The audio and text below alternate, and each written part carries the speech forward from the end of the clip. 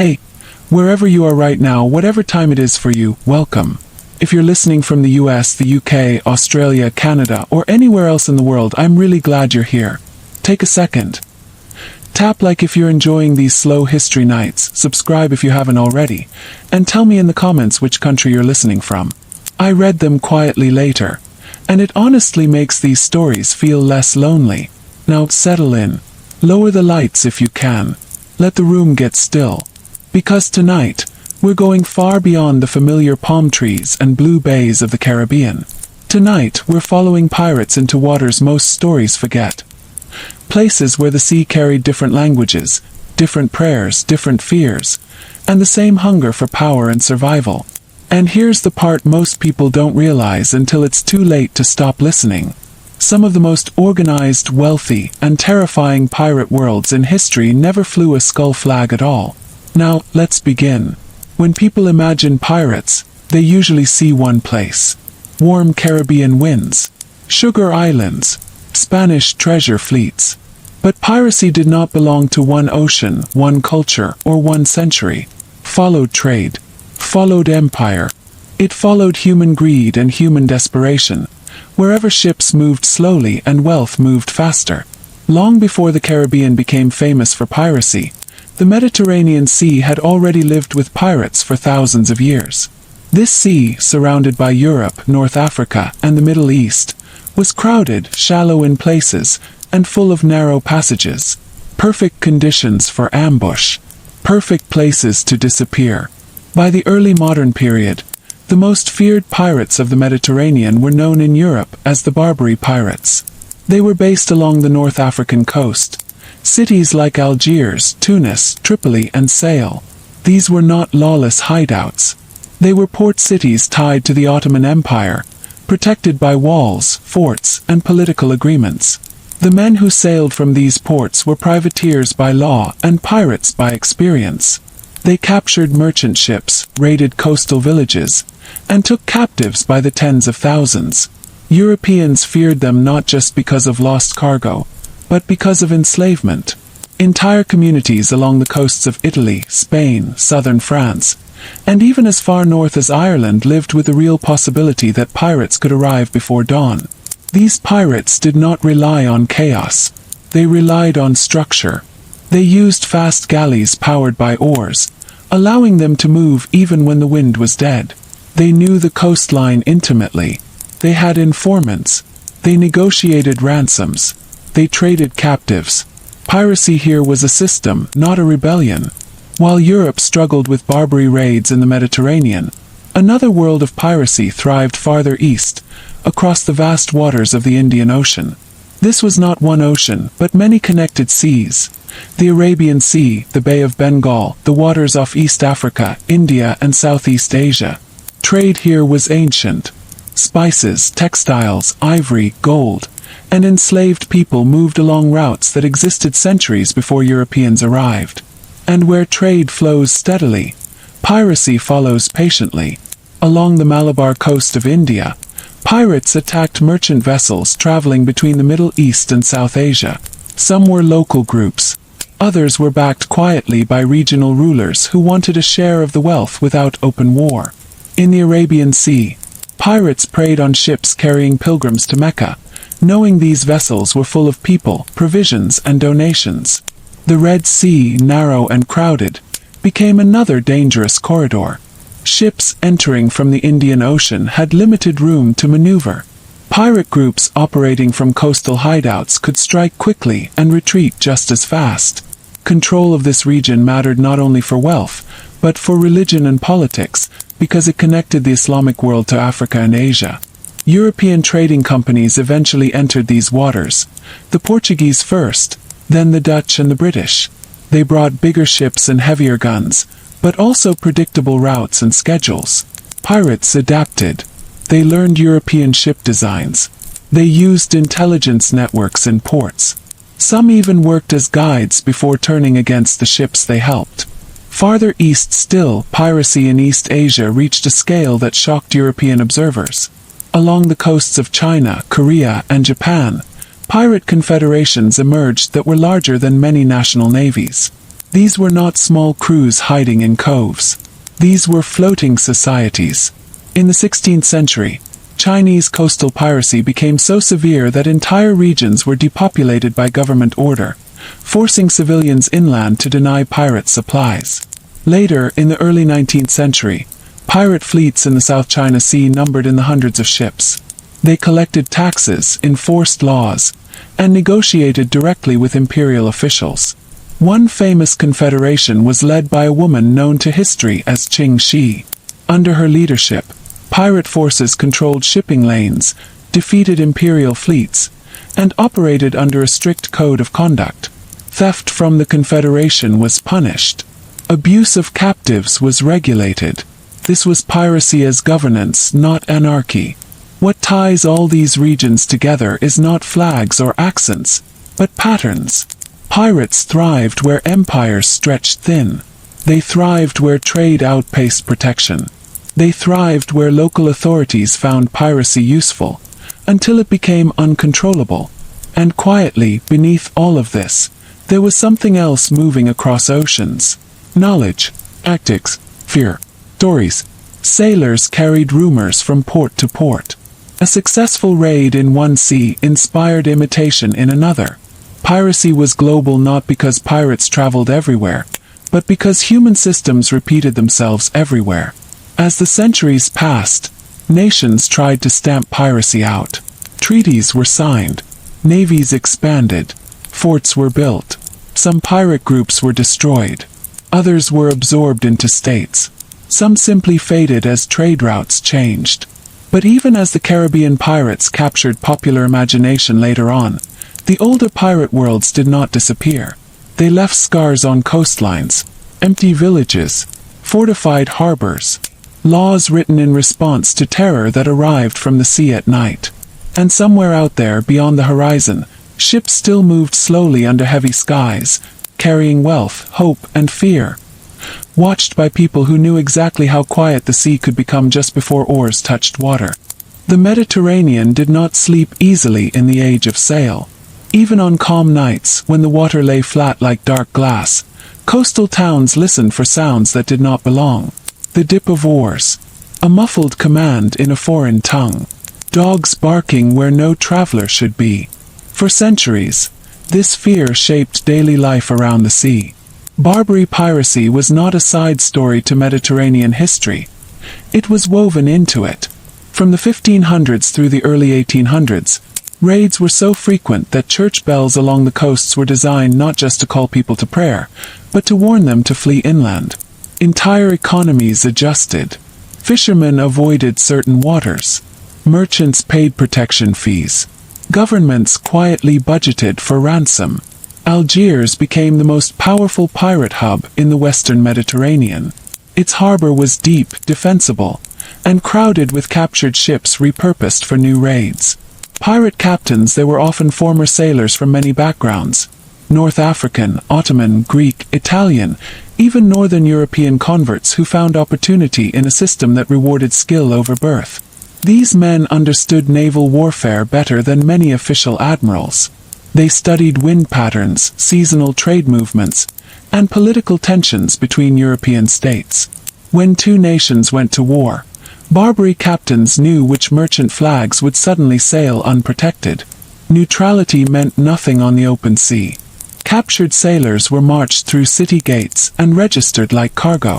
Skilled captives, shipwrights, navigators, doctors were valuable. Others labored in quarries, construction, or aboard ships. Families back home raised money for years to buy freedom. Some never succeeded. And yet, life inside these pirate cities was not constant chaos. Markets operated. Mosques filled. Diplomats negotiated. Piracy existed alongside normal urban life, which made it more difficult to eliminate. When European powers bombarded ports, they often harmed civilians as much as pirates, strengthening resentment rather than ending raids. As Mediterranean piracy slowly declined under pressure from growing European navies, similar dynamics were unfolding across the Indian Ocean. This ocean was vast, but its trade routes were concentrated. Monsoon winds dictated sailing seasons. Ships departed in predictable windows, heavy with goods and unable to outrun attackers.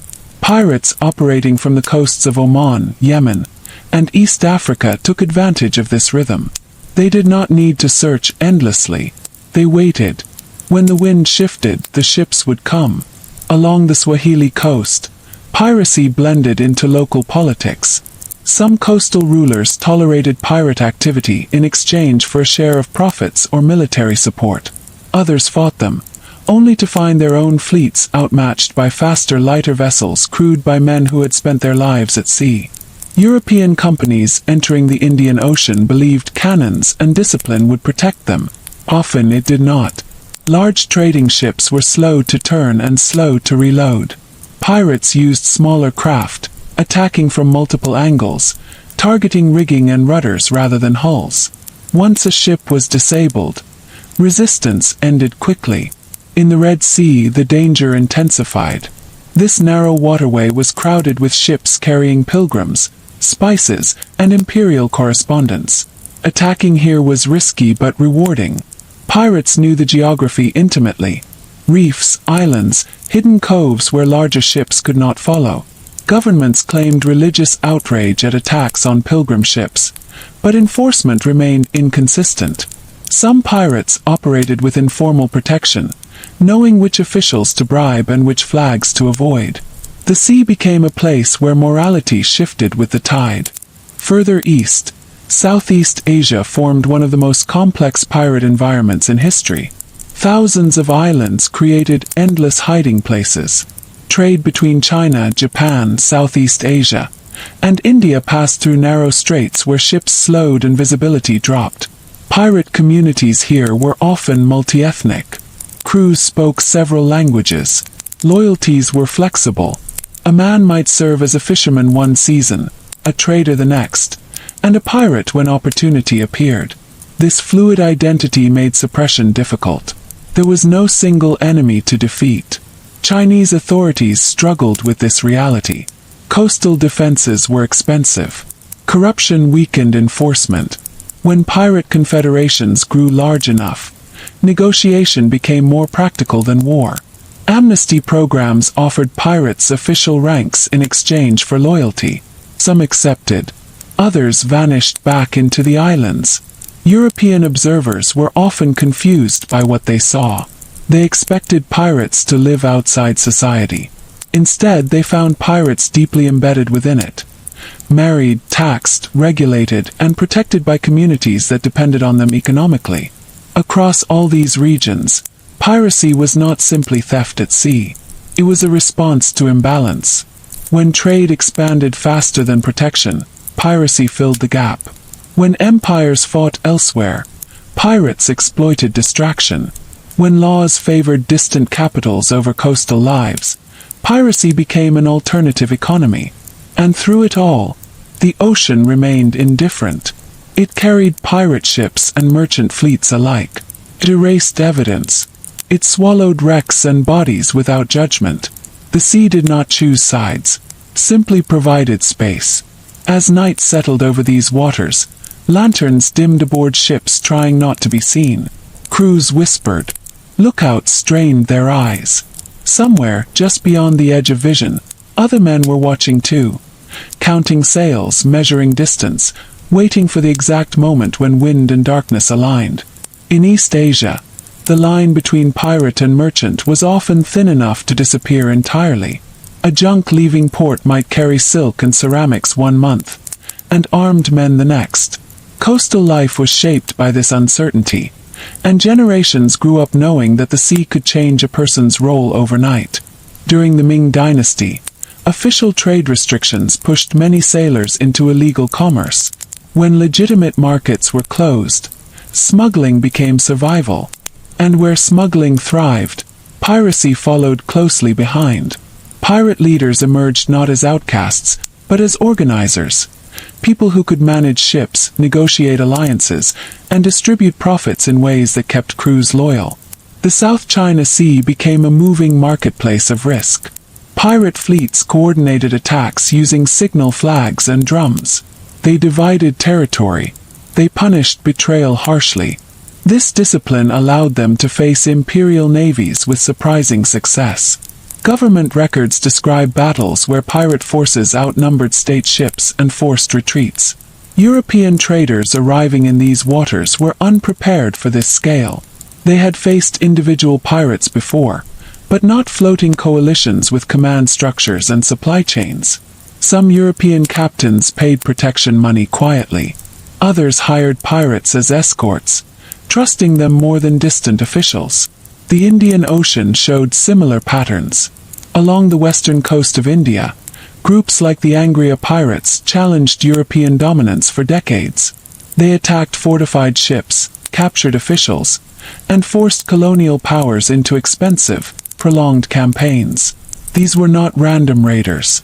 They were strategic adversaries. Piracy here was often tied to resistance. Local rulers viewed European trade monopolies as threats. Supporting pirates became a way to weaken foreign influence without direct confrontation. The pirates, in turn, gained safe harbors and political cover. The Red Sea remained a place of tension. Pilgrimage routes brought thousands of people across dangerous waters every year. Pirates knew these ships would not flee easily. Religious authorities condemned attacks publicly, but enforcement varied depending on alliances and resources.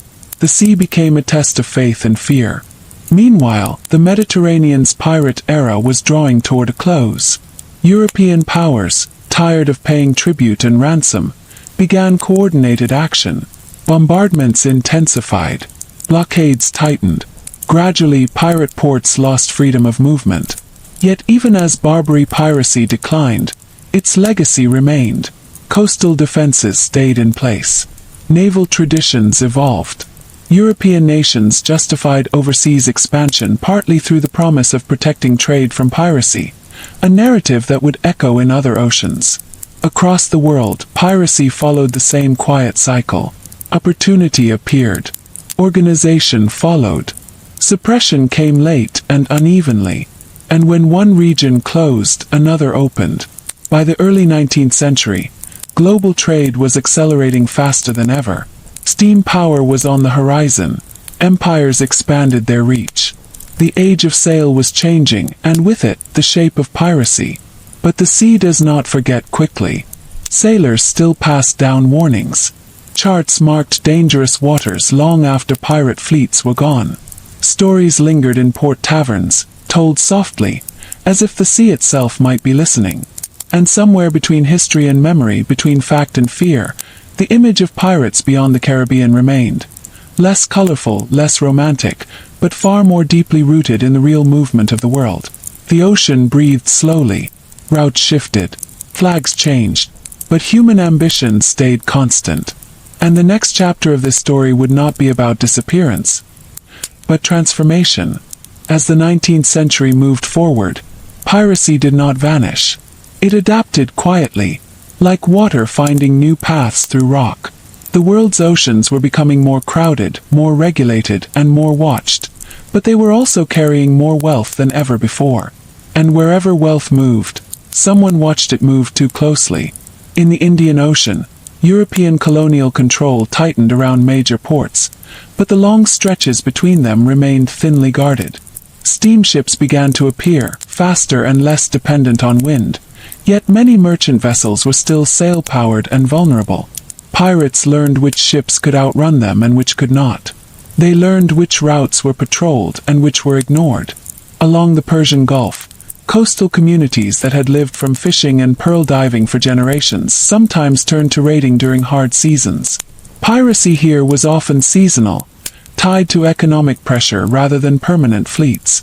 European officials labeled it criminal, while local leaders often viewed it as survival. The Red Sea saw similar patterns. Increased traffic through the route that would later be formalized by the Suez Canal brought opportunity and danger together. Long before the canal opened, ships were already funneling through narrow waters where escape was limited. Attacks here were swift, calculated, and rarely recorded in detail. Many incidents never reached newspapers, lost in diplomatic silence. In Southeast Asia, the geography continued to favor piracy. Thousands of islands created endless blind spots. Even when colonial navies claimed control, enforcement was uneven. Pirates learned to move quickly, to blend into fishing communities, to abandon ships and reappear weeks later under new names. What made East Asian piracy especially resilient was its connection to land-based power. Pirate leaders often had family ties to coastal villages, traders, or officials. Supplies flowed quietly. Information traveled faster than patrol ships. Suppression campaigns could burn boats, but they struggled to erase networks. European records from this period reveal frustration. Reports describe pirates who vanished like mist, who seemed to know patrol routes before they were announced. This was not coincidence. It was intelligence. Someone always watched from shore. Meanwhile, the idea of piracy itself was changing in the global imagination. In Europe and North America, Caribbean piracy began to dominate popular stories. It was easier to romanticize distant islands than to confront the uncomfortable truth that piracy elsewhere was deeply entangled with empire, labor exploitation, and trade monopolies. This selective memory reshaped history. Barbary pirates became caricatures. Asian pirate confederations were reduced to footnotes. Indian Ocean piracy was framed as disorder rather than response. The global nature of piracy faded from common understanding, even as it continued quietly. At sea, sailors remained practical. They did not care about stories. They cared about survival. They followed old advice. Avoid certain coasts at night. Trust local pilots cautiously. Never assume a fishing vessel was unarmed. Ports reflected this caution. Harbors bristled with cannons long after major pirate threats declined. Insurance rates adjusted based on rumor as much as reality. A single successful raid could reshape traffic for years. As steamships became dominant, piracy faced new challenges. Speed and firepower shifted balance toward states. But pirates did not disappear overnight. Instead, smaller-scale attacks replaced grand fleets. Theft became quieter. Violence became more selective. The sea had always rewarded patience. Pirates understood this better than anyone. In the Mediterranean, the memory of Barbary piracy still lingered in architecture. Watchtowers on hills, thick-walled churches, coastal roads built for rapid evacuation. Even when the threat was gone, the habit of watching the horizon remained. Across the Indian Ocean, old pirate routes overlapped with modern shipping lanes. Satellites now tracked vessels, but the logic of geography remained unchanged. Narrow straits were still dangerous. Remote coasts were still tempting. And beneath all technological change, one constant held. The ocean was too large to fully control. No empire, no navy, no system had ever truly owned it. As the night deepened over these waters, engines replaced sails, but fear did not vanish. Crews still scanned the dark. Captains still calculated risk. Somewhere, small boats moved without lights, guided by stars and shoreline shadows. History does not end when attention moves elsewhere. Wait. And the story of piracy beyond the Caribbean was not finished speaking yet. By the late 19th century, piracy had become quieter, more fragmented, but no less real. The grand fleets of earlier centuries were mostly gone, yet the conditions that had created them still existed in many corners of the world. Trade moved faster, ships grew larger, and ports expanded. But vast stretches of coastline remained poor, undergoverned, and dependent on the sea for survival. In the Indian Ocean, steamships connected Europe to Asia more efficiently than ever before. The opening of the Suez Canal shortened routes and intensified traffic through the Red Sea. This should have reduced piracy. In reality, it concentrated opportunity. Ships now passed through tighter corridors in greater numbers, often under strict schedules that made them predictable. Small-scale raiding increased. Instead of seizing entire ships, pirates targeted cargo, fuel, and supplies. They struck at night, boarded quickly, and left before authorities could respond. These incidents rarely made headlines. Insurance companies handled them quietly. Governments preferred not to advertise vulnerability. Along the coasts of Southeast Asia, piracy blended almost seamlessly into smuggling. Opium, weapons, and untaxed goods moved alongside legal cargo. Pirate crews often acted as middlemen rather than thieves, redirecting goods through unofficial channels. Violence occurred, but efficiency mattered more. Colonial administrators struggled to draw clear lines between piracy and local trade practices. Actions labeled piracy by European law were sometimes viewed locally as legitimate economic activity. This disconnect created tension and misunderstanding that enforcement alone could not resolve. In East Asia, the memory of massive pirate confederations influenced government policy. Coastal patrols expanded. Harsh penalties were enforced selectively to discourage large-scale organization. The goal was not total elimination, but fragmentation. Smaller groups were easier to manage. Japan, undergoing rapid modernization, invested heavily in naval power. This changed the balance in nearby waters. Pirates who once operated openly shifted toward stealth or relocated. Some transitioned into legitimate fishing or shipping. Others vanished into history without record. The Mediterranean, now dominated by European powers, saw piracy transform into banditry at sea. Smaller attacks, often close to shore, carried out by people who knew local waters intimately. These acts were framed as criminal rather than political, stripping them of the legitimacy earlier pirate states had claimed.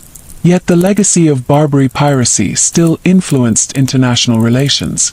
European nations cited past raids to justify military presence in North Africa. Protection of trade remained a powerful argument for expansion. Across the globe, the legal definition of piracy tightened. International agreements attempted to standardize enforcement. Pirates were no longer enemies of one state or another, but enemies of all. This universal condemnation marked a shift in how the sea was governed. Still, enforcement remained uneven. Powerful shipping nations protected their interests first. Smaller states struggled to patrol long coastlines. The ocean scale continued to favor those willing to exploit gaps. Sailors adapted. Ships carried better lighting. Crews trained for boarding defense. Signals improved. But fear never fully disappeared. Even in an age of steel hulls and engines, a small boat at night could still unsettle a seasoned crew. Ports at the edge of empire remained liminal spaces, neither fully controlled nor entirely lawless. In these places, piracy survived not as legend, but as a quiet risk factored into daily life. And so, as the world moved into the 20th century, piracy beyond the Caribbean did not fade into myth. It receded from view, reshaped itself, and waited. Because history has a way of circling back to familiar problems when conditions allow. And the sea, endlessly patient, continued to offer both danger and opportunity to those who knew where to look. The 20th century arrived with confidence. Steel ships, radios, global treaties, and modern navies created the impression that the oceans had finally been mastered. To many policymakers, piracy felt like a problem of the past, something belonging to wooden hulls and forgotten empires. But the sea has always had a way of exposing assumptions. In the Indian Ocean and the Red Sea, world wars changed everything. Merchant shipping expanded massively to supply distant fronts. Ships sailed overloaded, understaffed, and under pressure. Naval escorts focused on enemy submarines and mines, not small surface threats. In these gaps, local raiding quietly returned. During wartime, records were fragmented. Attacks that might once have been called piracy were often labeled as losses, unexplained incidents, or simply absorbed into the chaos of global conflict. For coastal communities watching these ships pass, the distinction mattered little. Opportunity still moved across the water. After the wars, decolonization reshaped coastlines. New nations inherited long shores with limited resources to patrol them. Fishing communities faced collapsing markets. Smuggling routes expanded. In several regions, piracy resurfaced not as organized fleets, but as survival-driven violence. In Southeast Asia, especially around the Strait of Malacca, traffic intensified dramatically. This narrow passage became one of the busiest shipping lanes on Earth. Oil tankers, container ships, bulk carriers, all moved through waters that had always favored ambush. Geography had not changed, only the scale had. Attacks here were fast and precise. Small boats approached at night. Crews were threatened, sometimes injured, rarely killed. Cargo was siphoned or equipment stolen. The goal was speed, not spectacle. Many captains chose not to report incidents to avoid delays or higher insurance premiums. In East Africa and the Western Indian Ocean, political instability created new openings. As state authority weakened in some coastal regions, the sea became a fallback economy. What began as informal taxation of passing ships gradually hardened into organized piracy. This pattern echoed older history. Lack of opportunity on land pushed activity toward the water. Knowledge of currents, weather, and shipping habits gave local actors an advantage. Modern technology, GPS, radios, automatic weapons, simply updated old tactics. The Red Sea once again drew attention. Its strategic importance grew as global trade increased. Any disruption here rippled outward, affecting energy markets and supply chains worldwide. This made even small pirate groups disproportionately powerful. Governments responded with patrols, multinational task forces, and new legal frameworks. But coordination was slow. Jurisdictional boundaries complicated response. Pirates exploited these delays, knowing exactly where one navy's authority ended and another's began. In the Mediterranean, piracy remained rare but not impossible. Smuggling networks thrived, moving people, weapons, and contraband across short distances. The line between smuggler and pirate blurred again, just as it had centuries earlier. Violence depended on resistance. What changed most in this era was visibility. Satellites tracked ships. Media amplified incidents. Piracy returned to public conversation, no longer as folklore, but as a contemporary security issue. Yet the deeper historical patterns were rarely discussed. Few commentators connected modern piracy to the Barbary Corsairs, or to Indian Ocean raiders, or to Chinese pirate confederations. The narrative often treated each outbreak as isolated, rather than as part of a long, global continuum. But sailors knew better. Mariners who had studied old charts recognized dangerous waters regardless of era. They trusted experience over assumptions. They listened to local warnings. They respected the sea's memory.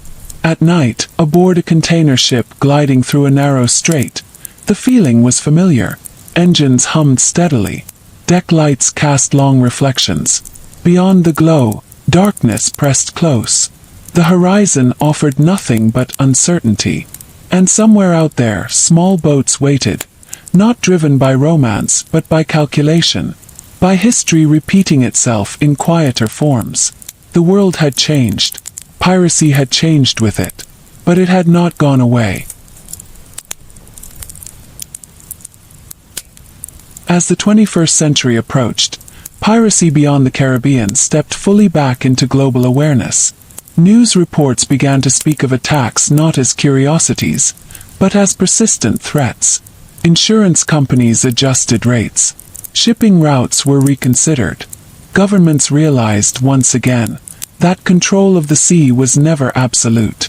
In the Western Indian Ocean, piracy off the Horn of Africa became the most visible example. This region had long histories of maritime raiding, but modern circumstances intensified it. Civil conflict on land dismantled coastal governance.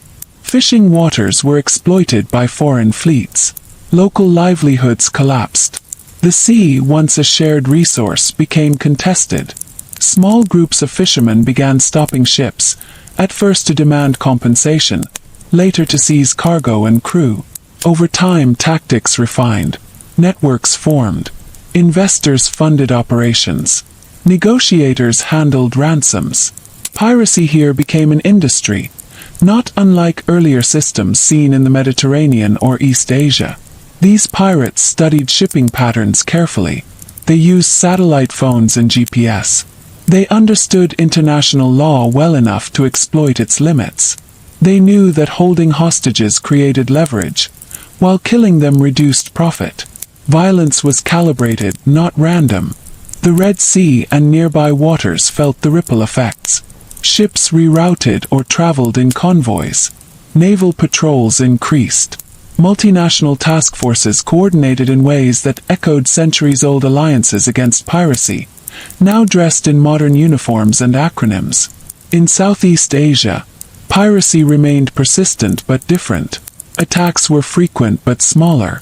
Fuel theft, kidnapping, and ship hijacking occurred in complex, crowded waterways. Criminal syndicates often operated behind the scenes, blurring the line between piracy and organized crime. What linked all these regions was familiarity. The strategies used by modern pirates would have been instantly recognizable to their historical predecessors. Intelligence gathering, speed, surprise, safe havens, negotiation. The tools evolved, but the logic did not. In East Asia, strong state control limited large-scale piracy, yet smuggling networks continued to thrive. Maritime crime adapted to legal pressure by shifting form. Where piracy became too risky, illicit trade took its place. The Mediterranean, though heavily monitored, experienced indirect effects. Smuggling of people across dangerous waters revived old fears. Boats launched under cover of darkness. Coastal communities watched silently, torn between empathy and danger. Once again, the sea became a boundary people crossed at great risk. Global responses grew more sophisticated.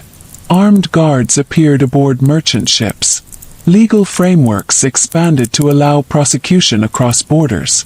Technology tracked vessels continuously, yet no solution was permanent. Pirates adapted as quickly as authorities responded. One reason piracy endured was economic imbalance. The ships crossing these waters carried goods worth millions, sometimes billions. Those watching from small boats saw a gap too wide to ignore. History shows this pattern repeatedly. When the difference between wealth afloat and poverty ashore becomes extreme, piracy follows. Another reason was geography. Choke points like the Strait of Malacca, the Bab el-Mandeb, and narrow coastal passages remained unchanged.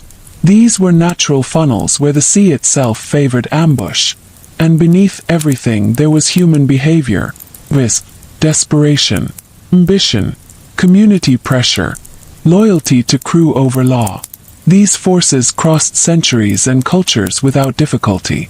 Sailors today still speak in lowered voices about certain waters. They check routes twice. They rehearse emergency drills. They know that despite radar and radio, the first sign of danger might still be a shape in the dark moving faster than expected. The global reach of piracy had come full circle, from ancient Mediterranean galleys to modern speedboats, from imperial trade routes to container lanes. The ocean remained the same size. Humanity remained just as divided. And the story continued, quietly unfolding each night across thousands of miles of water. When you step back and look at piracy beyond the Caribbean as one long, continuous story, something becomes clear. Piracy was never an interruption to maritime history. It was part of its rhythm. Like storms, like tides, it appeared when conditions aligned and receded when pressure became too strong. In the Mediterranean, centuries of piracy reshaped how nations thought about the sea. Naval academies were founded not just to fight wars, but to suppress raiders. Coastal mapping improved because knowing every inlet and shoal meant denying pirates places to hide. Even international law began to evolve in response to these threats, defining piracy as a crime beyond borders. The Barbary Corsairs forced European powers to confront a truth they disliked. Economic strength alone did not guarantee safety. Tribute was cheaper than war for many years, and governments paid it openly. This arrangement blurred moral lines. Pirates became diplomats by other means, extracting wealth through negotiation backed by force. In the Indian Ocean, the same uneasy coexistence unfolded. Merchant communities factored piracy into cost calculations. Rulers weighed enforcement against profit. In some regions, pirates were tolerated until they became too strong, then crushed or absorbed. This cycle repeated with remarkable consistency. The Red Sea's role as a sacred and commercial artery made piracy there especially sensitive. Attacks were framed as crimes not just against trade, but against faith. Yet even here, enforcement depended on political will and resources. Sacred routes did not make ships immune.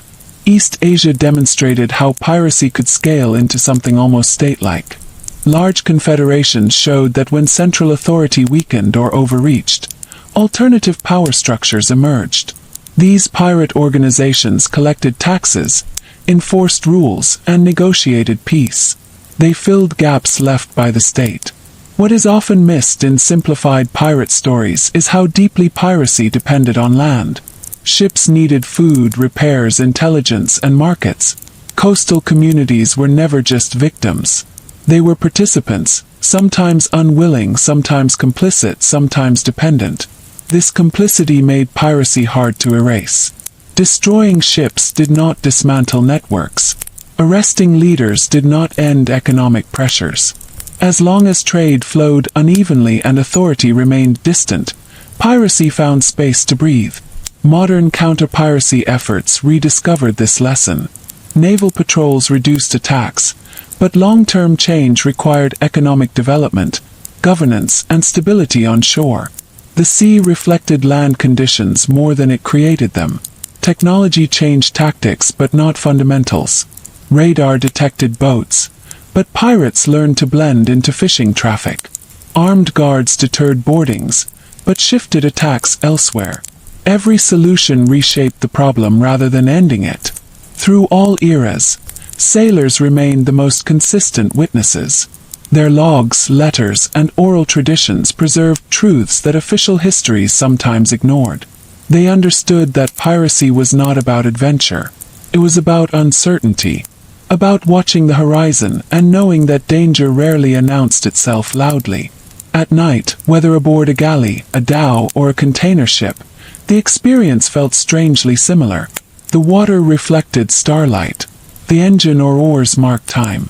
And beyond the circle of visibility, anything could be waiting. The global reach of piracy was never about one sea or one culture. It was about connection, about how oceans linked distant lives, and how violence traveled those same routes when opportunity allowed. History did not scatter pirate stories randomly across maps. It placed them exactly where the world's wealth moved most predictably. And as long as that movement continues, the sea will remember.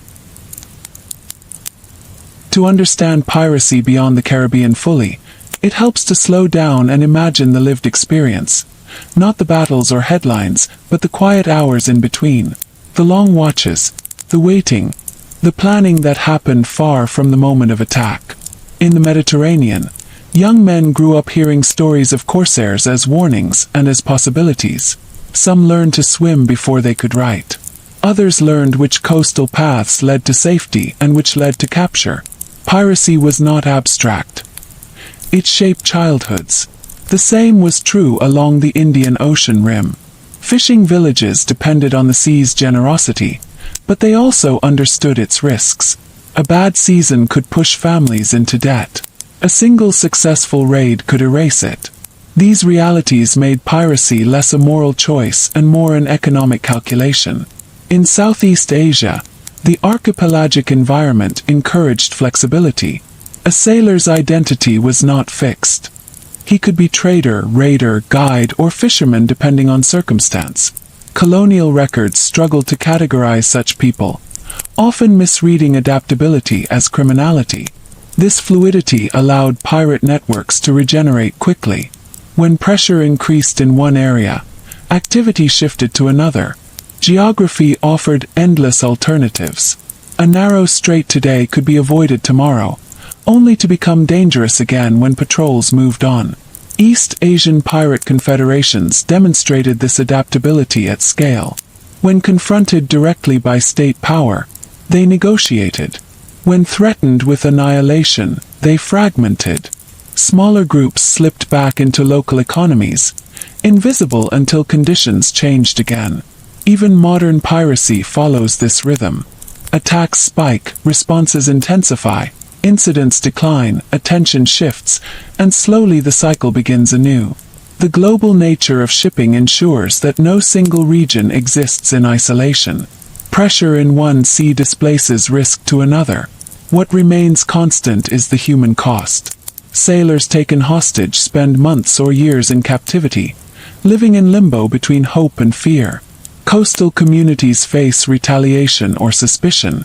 Trade disruptions ripple outward, affecting people far from the water. Yet despite this cost, piracy persists because it exploits systems larger than any individual. It feeds on inequality, weak governance, and predictable trade. These are not easily fixed problems. Historical attempts to end piracy often focused narrowly on force. Sometimes this worked temporarily. The suppression of Barbary piracy through sustained military pressure is one example. But even there, success depended on broader political changes ashore. In places where those changes did not occur, piracy returned in new forms. The sea remained open, routes remained valuable, people remained adaptable. Another overlooked aspect is how piracy influenced maritime culture itself. Defensive architecture on ships, convoy systems, insurance practices, all developed in response to threat. Piracy shaped how trade was conducted, not just how it was threatened. Language reflects this legacy. Terms like privateer, prize, and contraband emerged from legal gray zones where piracy and state power overlapped. These words still shape how maritime law is discussed today. As global awareness of piracy increased, so did simplification. Media narratives often reduced complex systems to villains and victims. This made stories easier to tell but harder to understand. The deeper patterns faded behind dramatic images. But history resists simplification. It lingers in details, in the design of ports, in shipping schedules, in unspoken rules sailors pass down. It whispers that piracy was never an anomaly.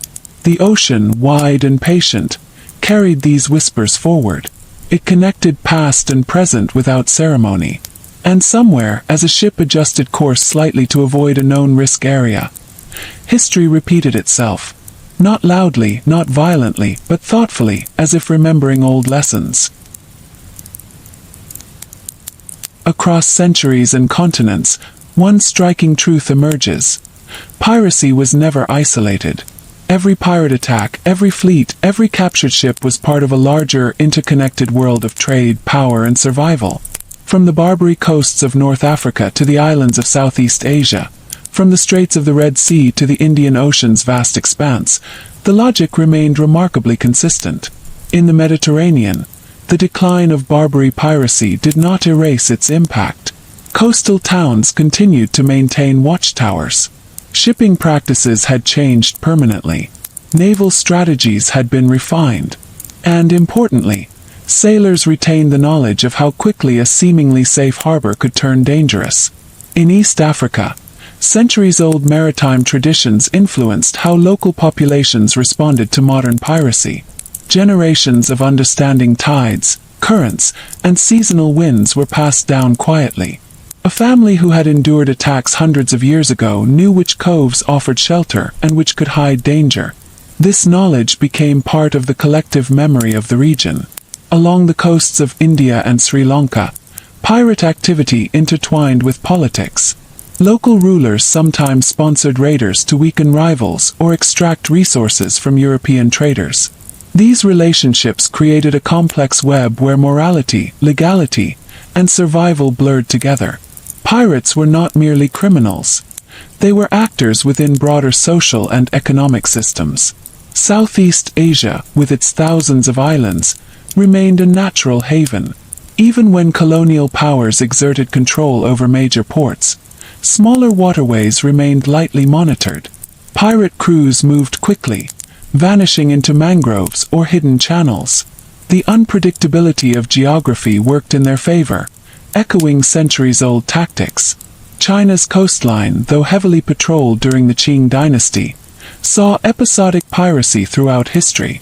Coastal communities maintained vigilance, and local militias sometimes acted as deterrents. Yet when central authority was distracted, pirate confederations grew rapidly, collecting tribute and even offering a semblance of order to local communities in exchange for loyalty or protection. The Indian Ocean demonstrates a particularly enduring pattern. Trade hubs like Malacca, Muscat, and Mombasa were vibrant centers of commerce, but they were also nodes of risk. Ships carrying spices, textiles, and precious metals moved predictably along these routes, offering opportunity for those willing to take the risk. In many ways, the logic of piracy was simply arithmetic: reward versus danger. Modern piracy, while technologically advanced, shares the same strategic principles as its historical predecessors. Small, fast boats exploit blind spots. Geography and timing are key. Hostage-taking, ransom negotiation, and selective violence persist as methods of profit, even in an era of global naval presence and satellite tracking. History teaches that water is too vast, and human ingenuity too persistent, to eliminate entirely. The global reach of piracy becomes clearer when these patterns are connected. It is not a series of isolated stories in distant seas. It is a single long narrative stretching across oceans, shaped by trade, politics, geography, and human necessity. Pirates in East Asia, Africa, or the Mediterranean were not just local phenomena. They were participants in the same maritime ecosystem. At night, the ocean remains an open expanse of potential. For sailors in the past, and for mariners today, the rhythm is the same. Constant vigilance, a careful eye on the horizon, an awareness that threat and opportunity often arrive together. The sea teaches patience, teaches observation, and it records history silently in every wave and current. Even as technology changes, the lessons endure. Maps, logs, and treaties cannot fully replace the lived knowledge of those who traverse the waters. The ocean's memory is long, and it carries forward the echoes of centuries of piracy, adapting with time but never forgetting. The story of pirates beyond the Caribbean is therefore more than adventure. It is the story of the world's oceans, of commerce and conflict, and of human responses to both. It is subtle, pervasive, and persistent. And in that persistence, there is a rhythm you can almost feel, as the water moves endlessly beneath every ship, connecting past, present, and future. Even when attention turned away from the world's oceans, the ghosts of piracy persisted. Coastal communities carried stories quietly, generations passing down lessons without formal education. Children learned which currents were safest, which coves were dangerous, and which flags to trust. These oral histories preserved knowledge that official records often ignored. In the Mediterranean, centuries of Barbary raids had instilled a culture of caution. Families maintained emergency plans. Fishermen carried tools for rapid escape. Merchants adjusted trading schedules to avoid seasonal patterns favored by raiders. Over time, these small practices became ingrained routines, almost invisible, yet profoundly shaped by piracy. Further east in the Indian Ocean, the ripple effects of piracy influenced trade networks and settlement patterns. Islands with natural harbors became favored bases not only for merchants but also for raiders. Villages flourished or declined based on their ability to accommodate or repel maritime intrusions. Local rulers, aware of the economic potential of piracy, sometimes encouraged raiding indirectly, balancing profit with risk. Southeast Asia, with its dense archipelagos, offered a unique environment for piracy. Shallow waters, hidden channels, and dense vegetation allowed fleets to disappear almost entirely. Colonial navies could dominate main ports but struggled to patrol minor passages. Pirates exploited this geography with a level of sophistication that even modern authorities found impressive. They understood weather patterns, tidal shifts, and the seasonal migration of merchant vessels as if reading a book written by centuries of experience. China's southern coast demonstrated a particularly interesting adaptation. Pirate confederations often operated under quasi-governmental structures, levying taxes on trade in exchange for protection. In these communities, The distinction between lawful authority and pirate oversight blurred. When imperial officials tried to intervene, they faced resistance not only from pirates but also from local populations dependent on their services. Meanwhile, the Red Sea remained a corridor of both commerce and risk. Pilgrimage vessels, carrying thousands of travelers to sacred sites, faced potential threat from opportunistic raiders. Captains and crews learned to navigate not only physical hazards but also human threats. Convoys formed when possible, armed crews maintained watch rotations, and intelligence was gathered from local communities. Survival depended on both preparation and knowledge. Modern history repeats many of these patterns. Off the Somali coast in the early 21st century, small groups of pirates disrupted global trade, not through grand naval battles but through careful planning, intelligence gathering, and calculated action. Ships were boarded using speedboats and grappling hooks. Hostages were taken for ransom, and attackers disappeared into inaccessible coastal regions. The scale and technology were different, but the logic was strikingly familiar. Across all oceans, one common thread runs through history. Piracy flourishes when human systems are stretched thin. When trade outpaces protection, when governance is weak or distracted, when opportunity is visible and risk is manageable, piracy finds fertile ground. Geography, economy, and human behavior converge to create conditions that remain consistent over centuries. Sailors, then and now, understand this intuitively. They study currents, coastal shapes, and seasonal patterns. They learn to anticipate not only weather but also human behavior. Navigating the sea is as much about predicting danger as it is about moving forward. And so, the story of global piracy is one of continuity as much as change. Names, ships, and tools may differ, but the underlying dynamics remain.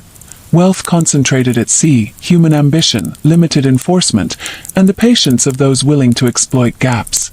The oceans, vast and patient, carry these patterns forward.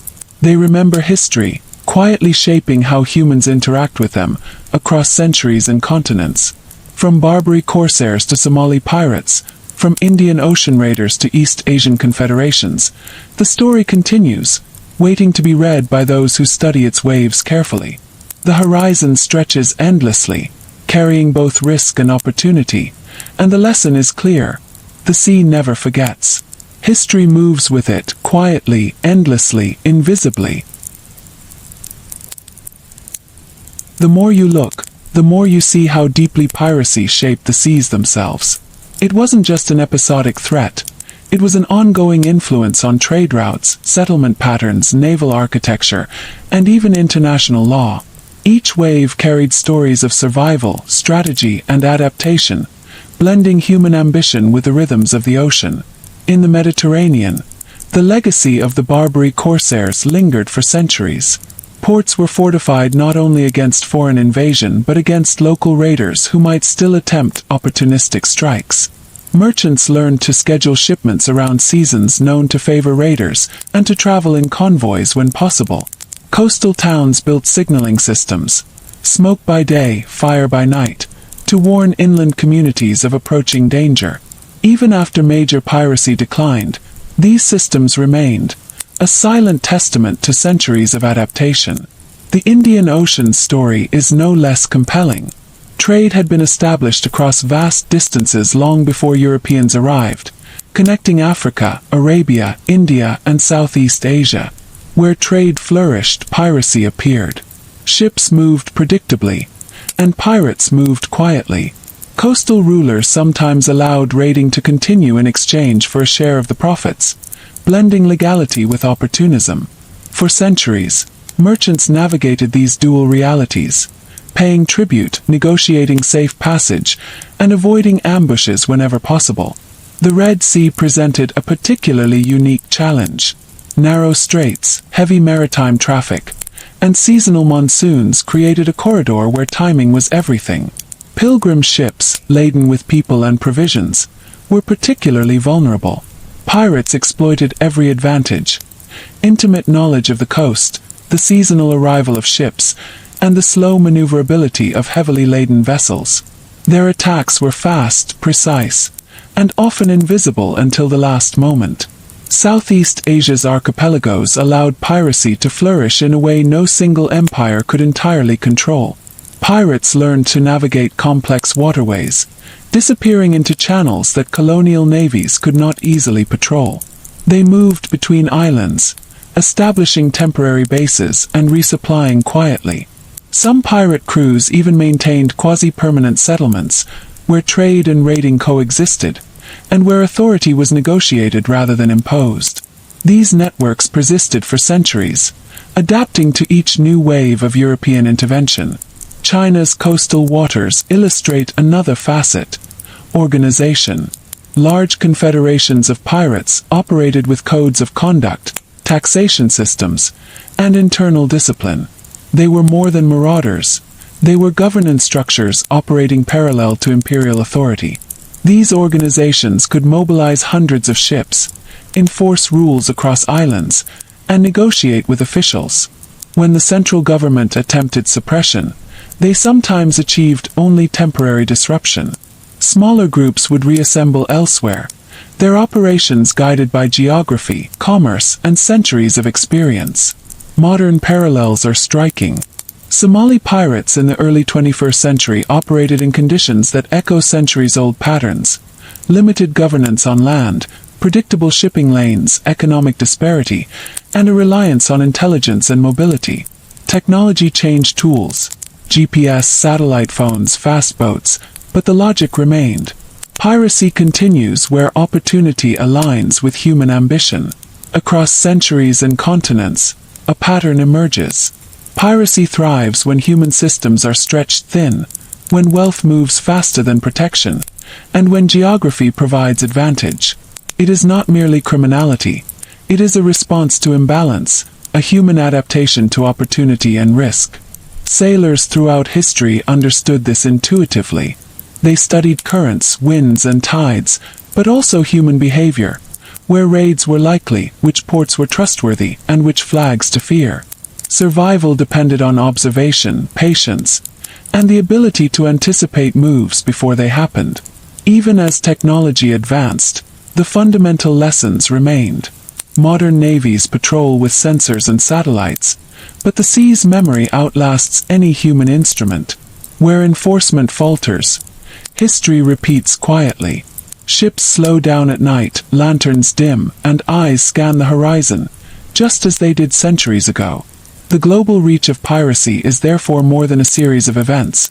It is a continuous thread, weaving together disparate regions into a single maritime narrative. From the Mediterranean's Corsairs to Southeast Asian island raiders, from Indian Ocean opportunists to East Asian confederations, piracy reflects the broader interaction between humanity and the sea. And as the waves roll on, that interaction continues, shaping behavior, shaping trade, shaping history, and leaving lessons written in the water for those willing to watch and learn.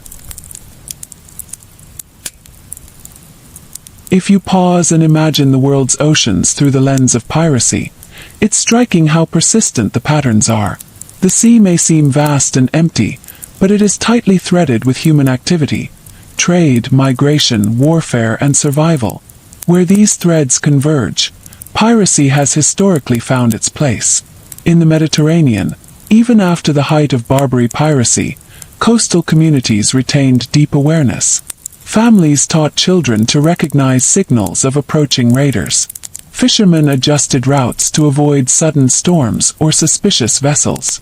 Markets accounted for seasonal threats, and insurance mechanisms slowly developed to manage risk. Piracy had become more than a threat. It had reshaped the rhythm of life. Across the Indian Ocean, the interaction between trade and piracy was even more complex. Ships moving from Arabia to India and East Africa carried wealth that was visible and predictable. Pirates exploited this visibility. Yet local authorities often participated in a delicate balancing act. Too much suppression could harm commerce. Too little allowed raids to grow unchecked. Piracy, in this sense, became woven into economic and political systems, tolerated when it aligned with local interests, resisted when it threatened them. The Red Sea continued to highlight the challenges of geography. Narrow waterways and heavy maritime traffic meant that ships had fewer options for evasion. Pilgrim vessels, trade convoys, and lightly armed craft all shared the same routes. Pirates here relied on timing, precision, and detailed knowledge of seasonal patterns. Success depended on careful calculation, not brute force. Southeast Asia's islands allowed for remarkable adaptability. Pirates could disappear and reappear at will, using hidden channels, temporary bases, and alliances with local communities. Even when colonial powers expanded their reach, the sheer complexity of the geography made comprehensive enforcement nearly impossible. Pirates adapted, merged with local economies, or shifted territories. Patterns that persisted across centuries. China's southern coast and other parts of East Asia demonstrate the scale at which organized piracy could operate. Confederations could mobilize hundreds of ships, enforce rules across fleets, and negotiate with governments. They were sophisticated maritime organizations, balancing discipline, profit, and diplomacy. When authorities tried to suppress them, these groups often split, reassembled, or moved into other profitable waters, an enduring strategy of survival. Modern piracy follows these historical patterns, even with technology and international cooperation. Somali pirates, operating in the early 21st century, relied on local knowledge, timing, and coordinated tactics. Small fast boats, hostages, and negotiated ransoms reflect centuries-old approaches adapted to a modern context. Geography, economic disparity, and weak enforcement combined to create conditions very similar to those that fostered piracy in the past. What connects all these regions and centuries is a clear principle. Piracy exploits imbalance. Where trade flows faster than protection, where governance is weak or inconsistent, where geography offers advantage, piracy emerges. It is not an aberration. It is an adaptive response, often entwined with local economies and politics. Sailors, historically and today, have learned to live with this reality. Observation, patience, and knowledge of the environment are as crucial as speed or firepower. Lanterns on decks, watch rotations, convoy strategies, and intelligence gathering are all adaptations passed down through generations. The lessons of history endure in the practical choices of those who navigate the seas. Even as modern navies patrol with advanced technology, the ocean remains vast, patient, and unyielding. There is always space for adaptation, for opportunity, and for risk. The sea retains memory in the patterns of tides, currents, and geography, silently influencing human activity as it always has. The global reach of piracy, when understood through this lens, becomes less about romanticized tales of treasure and adventure, and more about the enduring interaction between humans, commerce, and the sea. It is a story of continuity, strategy, survival, and adaptation, a thread linking the Mediterranean, Indian Ocean, Red Sea, Southeast Asia, and East Asia across centuries. And through it all, the ocean listens and remembers, carrying the lessons forward, quietly shaping the next chapter of human activity on its vast surface. As we continue to trace the long, quiet currents of piracy across the globe, it becomes evident that its influence was far more than episodic violence. It shaped the very way people interacted with the sea. It dictated shipping practices, settlement patterns, naval strategies, and even how states defined authority over maritime spaces.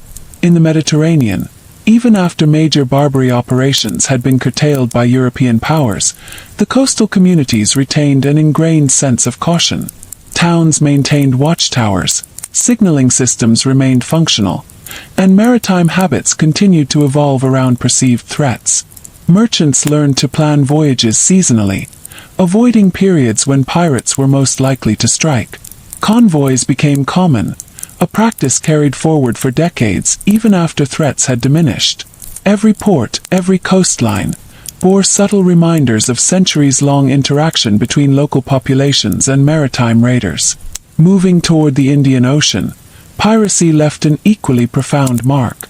Coastal communities adapted, often in ways invisible in historical records. Villages learned to anticipate raids, sometimes negotiating with pirates, sometimes fleeing inland. Local rulers recognized that controlling the sea entirely was impossible, and often relied on informal arrangements, tolerance in exchange for tribute or cooperation. Trade and piracy existed in a tense equilibrium, sometimes mutually beneficial, sometimes conflictual. This delicate balance allowed piracy to persist across centuries despite intermittent suppression campaigns. The Red Sea illustrates the significance of geography in these patterns. The narrow waterways and concentrated traffic made navigation both dangerous and predictable. Pilgrim ships, carrying hundreds of passengers to holy sites, were particularly vulnerable.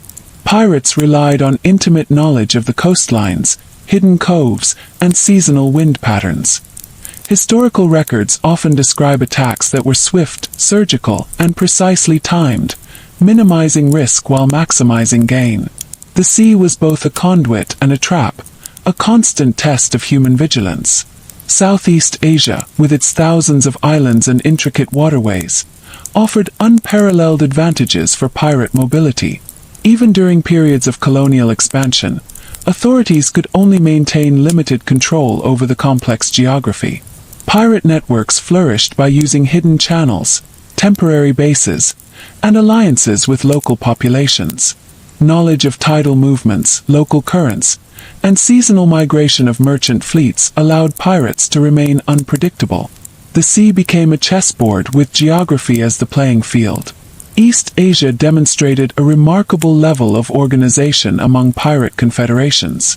Some fleets numbered in the hundreds of vessels, capable of enforcing internal discipline, collecting tributes, and negotiating with authorities.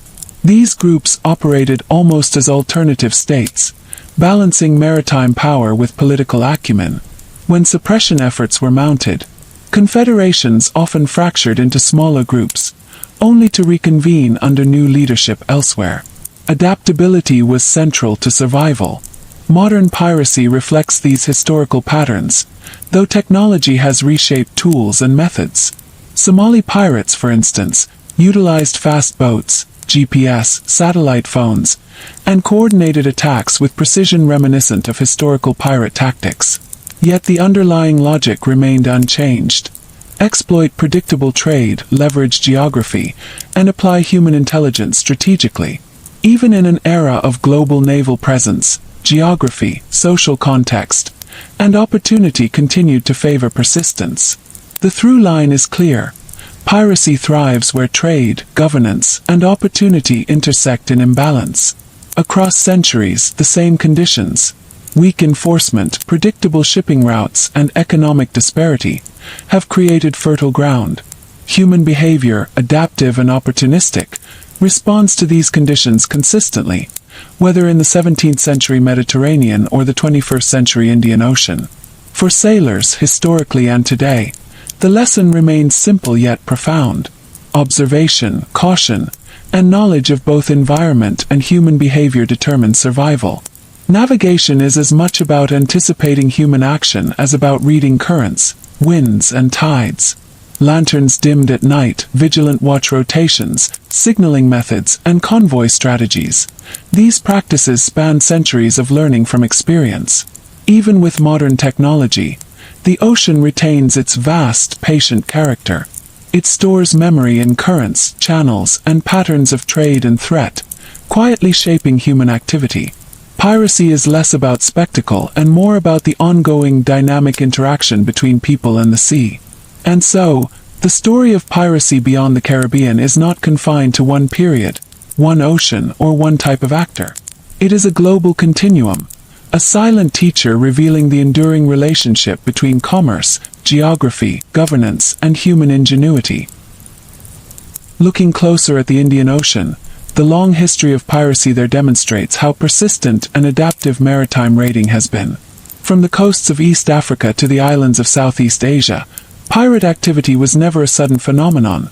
It evolved alongside trade, political shifts, and the movements of empires. Local communities, rulers, and traders all interacted with piracy in complex ways, creating patterns that modern observers might call ecosystems of crime and commerce. Coastal towns along the Swahili coast, for example, had long histories of interaction with maritime raiders. These communities were deeply connected to trade networks stretching across Arabia, India, and the wider Indian Ocean. When pirates attacked, they didn't merely take goods. They disrupted economic and social life. At the same time, local leaders sometimes tolerated or even supported piracy if it meant maintaining leverage against rival groups or foreign powers.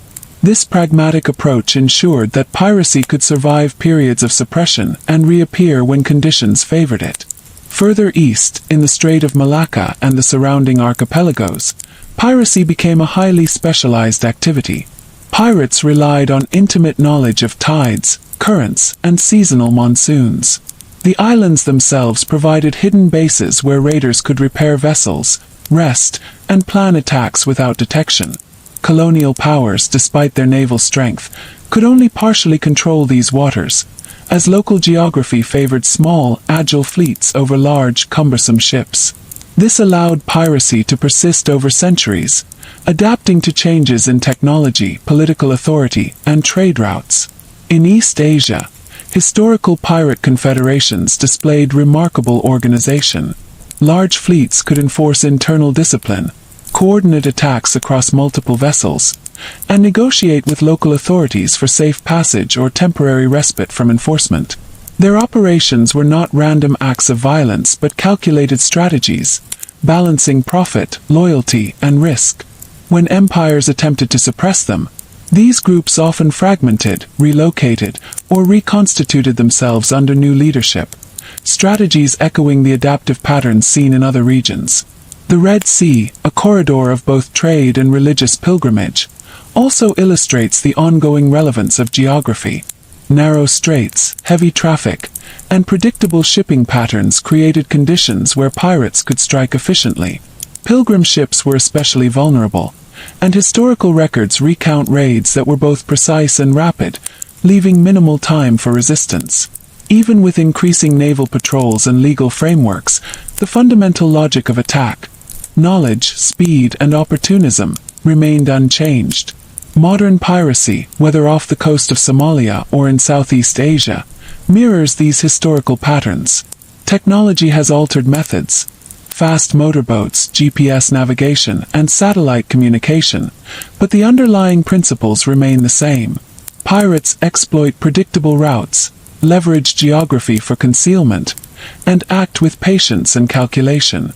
Modern naval interventions can suppress activity temporarily, but where conditions of economic disparity, weak enforcement, and accessible trade persist, piracy re-emerges. The overarching lesson is clear. Piracy is a response to systemic conditions, not an isolated anomaly. It is driven by opportunity, shaped by geography, and sustained by social and economic contexts. From the Barbary Corsairs to East Asian pirate confederations, from Indian Ocean raiders to Somali pirates, human behavior consistently exploits imbalances at sea. For sailors, the practical lessons endure. Vigilance, local knowledge, and adaptability remain as crucial now as they were centuries ago. Maritime strategy is as much about reading human patterns as it is about navigating physical spaces. Historical experience informs modern practice, and understanding centuries of piracy provides insight into contemporary maritime risk. The ocean, vast and unyielding, carries these lessons forward. It remembers the flow of trade and the shadow of threat alike, silently shaping how humanity navigates its surface. Piracy Beyond the Caribbean is not merely a collection of episodes. It is a global narrative, continuous and adaptive, linking people and oceans across centuries. And as ships move along narrow straits, hidden channels and open seas, that narrative quietly unfolds, connecting past, present, and future. Turning our attention to the Red Sea and its surrounding waters, it becomes clear that piracy's persistence was intimately tied to geography and human movement. The Red Sea is a narrow corridor, flanked by deserts and highlands, linking the Mediterranean with the Indian Ocean. Ships moving through it, trading spices, textiles, or carrying pilgrims to holy sites, were forced to follow predictable paths. This predictability made them vulnerable. Pirates did not need grand fleets. Knowledge of seasonal winds, coastal inlets, and prevailing currents was enough to plan effective attacks. Historical accounts show that local raiders took advantage of every natural advantage. They hid in coves, waited for favorable tides, and struck swiftly before crews could organize. Ships overloaded with cargo or people were especially susceptible. Even the presence of armed guards did not always deter attacks. Strategy, timing, and intimate local knowledge often trumped firepower. This pattern, observed centuries earlier in the Mediterranean with Barbary pirates, repeats itself. Pirates exploited bottlenecks, used intelligence networks, and collaborated with local communities to find safe havens. Even after military campaigns disrupted their activities, the underlying conditions, poverty on land, concentrated wealth at sea, and complex geography, remained, allowing piracy to return. In Southeast Asia, the archipelagos provided similar advantages. Narrow straits, hidden channels, and dense vegetation allowed pirates to evade naval patrols and reappear elsewhere with minimal warning. Their operations were carefully planned and relied on a deep understanding of both tides and shipping patterns. Colonial powers could dominate ports and main shipping lanes, but smaller, agile groups continued to operate effectively. The historical record shows a remarkable continuity. Geography dictated the rules, and those who understood it could thrive despite superior technology. East Asia's pirate confederations further illustrate the role of organization in maritime survival. Large fleets functioned like small states, enforcing rules, levying taxes, and negotiating with local authorities. Their discipline allowed them to manage risk, maintain loyalty, and sustain operations over extended periods. When governments attempted suppression, the groups fragmented into smaller units, only to reconvene later, a tactic observed in other regions, from the Indian Ocean to the Mediterranean. Modern piracy, while technologically advanced, relies on these same principles.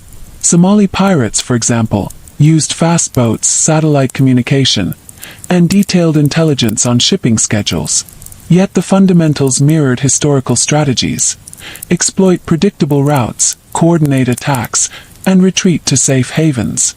Naval patrols and international cooperation have reduced incidents, but the conditions that allowed piracy to flourish, economic disparity, weak governance, and vulnerable shipping, persist.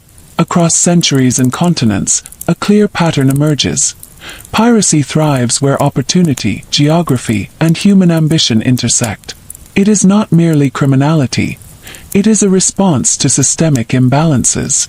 Where enforcement is inconsistent and trade is concentrated, maritime raiding appears, adapts, and persists. For sailors and traders, past and present, the lessons are consistent. Observation, vigilance, and adaptability are key. Lanterns dimmed at night, careful routing, and knowledge of local conditions have long been critical for survival. These practices evolved over centuries, informed by experience and necessity, and continue to guide maritime behavior today. The global reach of piracy shows that the sea is more than a medium for commerce. It is a dynamic environment where human decisions, geography, and opportunity interact. From the Mediterranean to the Indian Ocean, the Red Sea, Southeast Asia, and East Asia, piracy reflects a universal principle. Where wealth is concentrated and enforcement is weak, it becomes a target. Geography shapes tactics, local knowledge guides strategy, and human ingenuity finds ways to exploit the gaps. And as ships continue to navigate these same waters, the echoes of centuries of piracy ripple forward. History is not distant.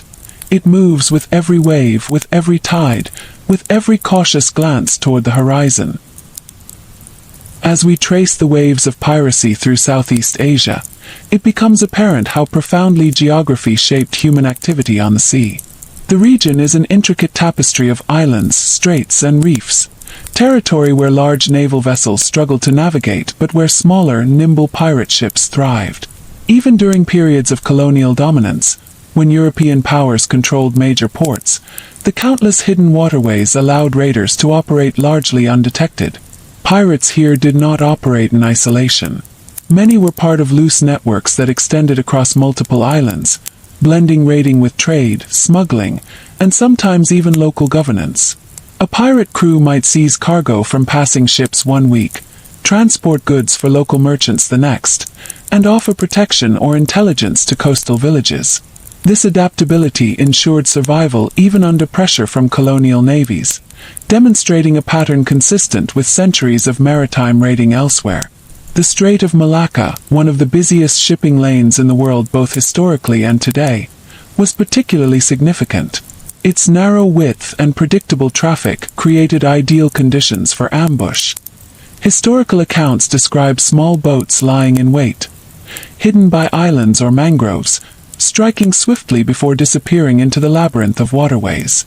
Ships could be boarded, crews captured, and valuable cargoes taken, all in a matter of hours. The geography dictated tactics, and the pirates' intimate knowledge of tides, winds, and currents gave them a decisive advantage. In East Asia, large pirate confederations continued to demonstrate remarkable organization. Some fleets could coordinate attacks across multiple ships, enforce discipline, and even negotiate with local authorities. These groups often acted as alternative governance structures, levying taxes or providing protection in exchange for compliance. When faced with suppression, they did not dissolve completely. Smaller groups would scatter, reconstituting elsewhere, an adaptive strategy seen in the Mediterranean, the Indian Ocean, and beyond. The Indian Ocean's history also underscores the interplay between opportunity and human behavior. Coastal communities sometimes tolerated or even facilitated piracy if it offered economic or political advantages. The flow of goods, from spices and textiles to precious metals, created predictable targets. Pirates exploited this predictability, while local rulers balanced the benefits and risks of tolerating raiding. Over time, these practices became normalized in certain areas, forming part of the economic and social fabric rather than standing apart from it. Modern piracy mirrors these historical patterns remarkably closely. Somali pirates, operating in the late 20th and early 21st centuries, relied on local knowledge, coordinated tactics, and calculated risk. Fast boats, GPS, and satellite communications updated the tools, but the underlying logic remained the same. Exploit predictable trade routes, coordinate action, and retreat to safe havens. The conditions of opportunity, geography, and weak enforcement persist, even as technology evolves.